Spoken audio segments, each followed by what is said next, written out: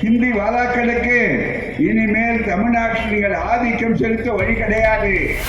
இடஒதுக்கீடுனா வடநாட்டில் கிடையாது. இப்போ 69% இடஒதுக்கீடு தமிழ்நாட்டில் தான். ஏன்யா நீங்க 15 லட்சம் ரூபாய் போடலன்னா ஒரு காலம் போட்டிருக்கீங்களா? நீங்களே எதிர்பார்க்கல, யாரும் எதிர்பார்க்கல. 5000 ரூபாய் பொத்து பேங்க் கணக்கில் விழுந்துதா இல்லையா? பாஜக ஆட்சி, மோடி ஆட்சி பெரிய தோல்வியை சந்திச்சது. பெண்களுக்கு படிப்புன்னு சொல்றது, ஊதல் அடிப்பே கூடாதுன்னு சொல்றது திராவிட கழகம், திராவிட இயக்கம், கலைஞர் அதை தூக்கி போட்டார். ஊதாங்குடல்னு ஒன்று வச்சிருப்பீங்க, இளைஞர் தலைமுறைக்கு தெரியாது, பாட்டிகளுக்கு தான் தெரியும். அது காணாத போயிடுச்சு. இப்ப திருவண்ணே எரியணும் அப்படின்னு இருந்தது. இப்ப மறுபடியும் இந்த மகானுபாவர் வந்தார்ல, யாரு? மோடி வர்றாருல, அது சகோதரிகளே அப்படிங்கிறாருல்ல, அவர் ஆட்சியில மறுபடியும் இப்ப என்ன தேடுறீங்க? பழைய அடுப்பு எங்க இருக்குன்னு தேடுறீங்க. இதுதான் அவருடைய சாதனை. இந்த சாதனை 1000 ரூபாய 4ஆம் தேதிக்கு பிறகு எவ்வளவு ஆகும்? 2000 ரூபாய் ஆகும். அதுதான் இப்ப நல்லா புரிஞ்சு வச்சிருக்கீங்க. உங்களை ஏமாற்ற முடியாது யாரும் மிகப்பெரிய அளவுக்கு.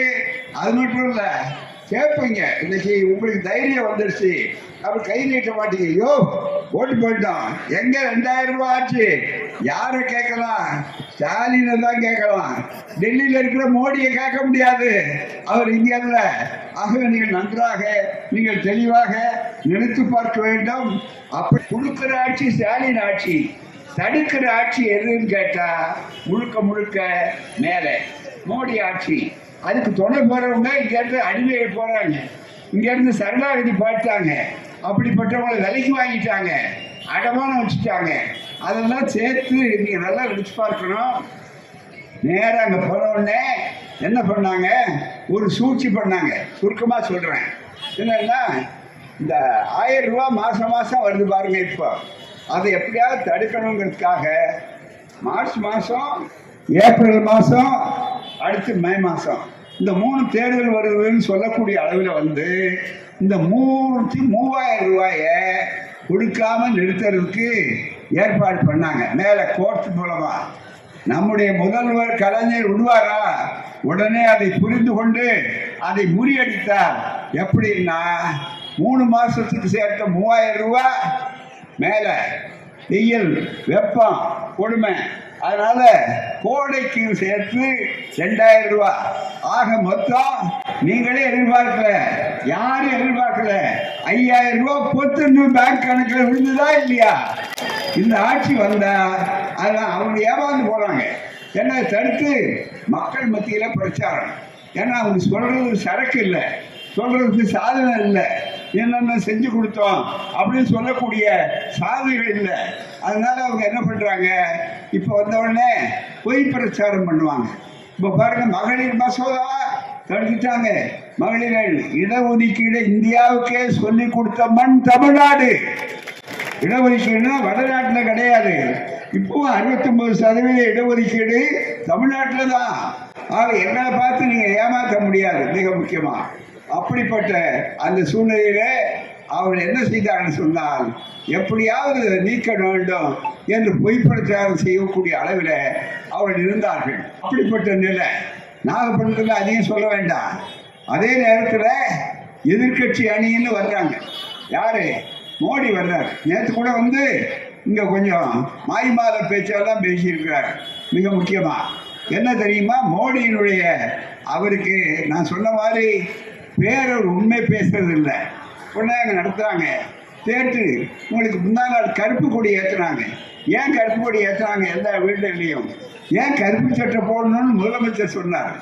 நம்ம தேர்தல் வேலையில் ஈடுபட்டிருக்கோம், எல்லாரும் அவங்கள சந்திக்கிறோம். தேர்தல் இன்னும் 2 நாளாக இருக்குன்னு கவலை பண்ணா வேண்டுமென்று தேவையில்லாத எப்போதும் பாஸ் ஆயிடுச்சு. 2023 பாஸ் பண்ணியாச்சு மகளிர் மசோதாவை அங்கே அவரு. ஆனால் செயல்படுத்துறதுக்கு ஒரு உத்தரவு போடணும், ஆதரவு வேணும். அதை எப்போ வேணாலும் போடலாம், அதில் ஒன்றும் சந்தேகமே இல்லை. ஆனால் வேண்டுமென்ற நம்ம உரிமைகளை குறைக்கக்கூடிய அளவுக்கு நம்ம தொகுதிகளெல்லாம் குறைச்சி வடநாட்டில் இருக்கிறவங்களுக்கு அதிகப்படுத்தி நம்ம குரலை பாராளுமன்றத்தில் கேட்கக்கூடாது என்று ஆக்குவதற்கான முயற்சியை செய்த நேரத்தில் இதை உணர்ந்த நம்முடைய முத்துவேல் கருணாநிதி ஸ்டாலின் தெளிவா என்ன செய்தார்? உடனடியாக தேர்தல் நடந்தாலும் உரிமையை நாங்கள் மறக்க மாட்டோம் என்று மிகப்பெரிய அளவுக்கு தேர்தலில் கருப்பு சட்டையை போடுங்க, அதே மாதிரி கருப்பு கொடி ஏற்றுங்க, மிகப்பெரிய அளவுக்கு இந்த சட்டத்தை கொடுத்துங்க அப்படின்னு கொடுத்தினாரு. முந்தா நாளே அவங்க தோத்து போனாங்க. இது வரையில அகம்பாவத்தோடு பேசிக் கொண்டிருந்த RSS ஆட்சி, பாஜக ஆட்சி, மோடி ஆட்சி பெரிய தோல்வியை சந்திச்சது. முதல்ல பாராளுமன்றத்தில் தேர்தலையும் தோல்விதான். அது மைனாரிட்டி அரசு, அதுக்கு மெஜாரிட்டி கிடையாது. இப்ப 2வது தோல்வி. இனிமே 3வது தோல்வி எங்க இருந்து வரும்னா தமிழ்நாட்டில இருந்து தான் வரப்போகுது. அவர்களுக்கு எந்த கொள்கையும் கிடையாது மிகப்பெரிய அளவில். அப்படிப்பட்ட அவர்கள் பொய்யான வாக்குறுதிகளை சொல்லிக் கொண்டிருக்கிறார்கள். தாய்மார்களே அப்படிங்கிறார். யார் இவர் கையை பிடிச்சது? அதனாலதான் நாளைக்கு தனியா கொண்டு வாங்க மசோதா, பெண்களை கொடுக்கணும். அது மட்டுமல்ல, 50% பெண்களுக்கு. பெண்கள் கேட்காமலே இந்தியாவிலே செய்த ஒரே ஒரு ஆட்சி ஸ்டாலின் ஆட்சி தான், திராவிட மாடல் ஆட்சி. இப்ப எங்கள்கிட்ட போய் நீங்க இடஒதுக்கீடு சொல்லி கொடுக்க கூடாது. உங்களுக்கு தெரியும், தமிழ்நாட்டில் தான் பாஜக ஆளாத காவி மண்ணாக இதை ஆக்கணும்னு முயற்சிக்கிறாங்க. ஒருபோதும் காவி மண்ணா ஆகாது.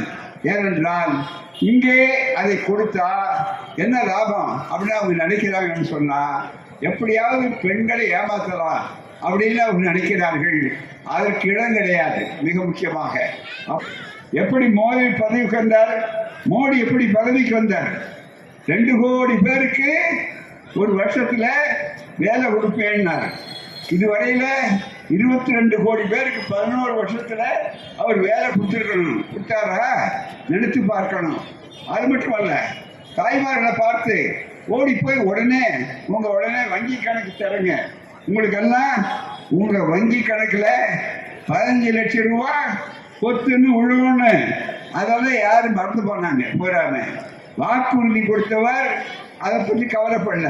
கேட்டா அமித்ஷான்னு ஒருத்தர் இருக்கார், அவருக்கு ஒரு பொருத்தமான மந்திரி. அதெல்லாம் மிக முக்கியம்.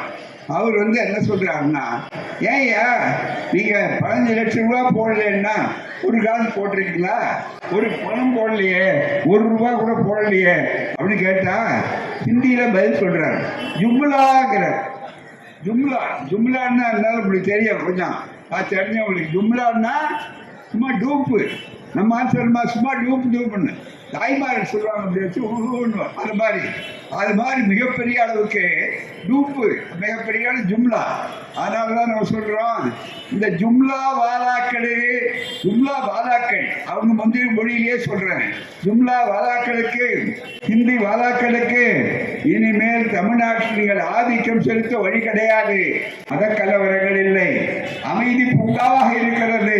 இங்க யாரும் கலவரம் பண்ண முடியாது. அதுக்காக தான் திருப்பரங்குன்றத்தை தேர்ந்தெடுக்கிறான். அங்க போய் தீபம் எரிய வேண்டிய இடத்துல எரியட்டும். யாரும் அதுக்கு எதிராக இல்லை. தாய்மார்களே, பெரியோர்களே, நண்பர்களே, வருகிற 23ஆம் தேதி அன்று நீங்கள் நேரடியாக வாக்குச்சாவடிக்கு சென்று அங்கே வரிசைப்படுத்துங்கள். இதற்கிடையிலே ஒன்றை சொல்லுகிறேன், அருமை தாய்மார்களே, அருமை சகோதரிகளே, இங்கே இஸ்லாமியர்களா, கிறிஸ்தவர்களா, மதம் உள்ளவர்களா,